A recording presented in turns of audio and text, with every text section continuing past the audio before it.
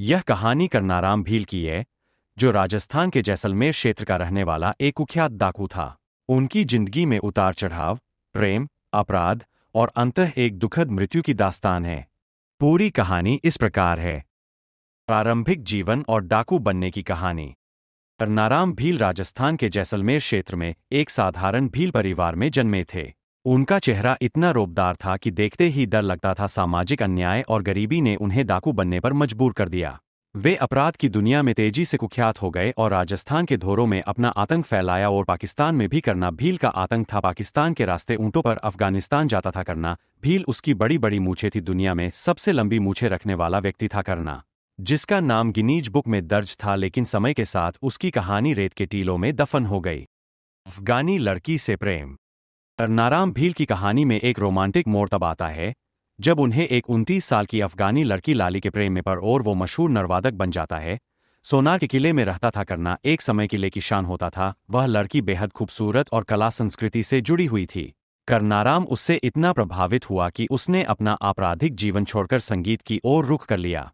अफगानी वाद्य यंत्र नर बजाना सीखकर वह एक कुशल नरवादक बन गया। जमीनी विवाद और हत्या। हालांकि करनाराम की शांतिपूर्ण जिंदगी लंबे समय तक नहीं चल सकी। एक जमीनी विवाद को लेकर उनका झगड़ा हुआ, जिसमें उन्होंने एक व्यक्ति की हत्या कर दी। इस घटना ने उनके जीवन को फिर से अपराध की ओर धकेल दिया। उन्हें गिरफ्तार कर जेल भेज दिया गया। लेकिन करना ने नाखूनों से खाई खोद कर जेल से बाहर आ गया। लेकिन कुछ समय बाद उसको पुलिस पकड़ लेती है। करना फिर से जेल की सलाखों के पीछे चला जाता है।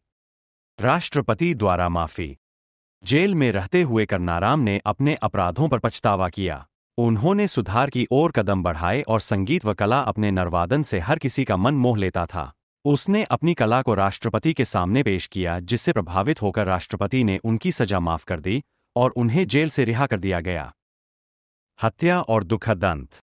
रिहाई के बाद करनाराम की जिंदगी फिर से पटरी पर आ रही थी, लेकिन उनकी कहानी का अंत दुखद हुआ। पाकिस्तान के इलियास ने अपने बाप का बदला लिया। करना भील की हत्या के धर को ऊंट गाड़ी पर डालकर उसके घर की ओर रवाना कर दिया और सिर काटकर वो अपने साथ ले गया। बिना सिर के घर वालों ने उसका अंतिम संस्कार करने से मना कर दिया। कटे सिर की तलाश में आज 29 साल बाद भी पूरी नहीं हुई है। करनाराम की विरासत। करनाराम भील की कहानी अपराध, पश्चाताप, प्रेम और एक दुखद अंत का मिश्रण है। उनके जीवन ने यह संदेश दिया कि इंसान चाहे कितना भी अपराधी क्यों न हो, सुधार और नई शुरुआत के लिए अवसर हमेशा मौजूद होता है। लेकिन कभी कभी पुरानी दुश्मनियां और समाज इंसान को जीने नहीं देती। ऐसी ही कुछ कहानी करना भील की है।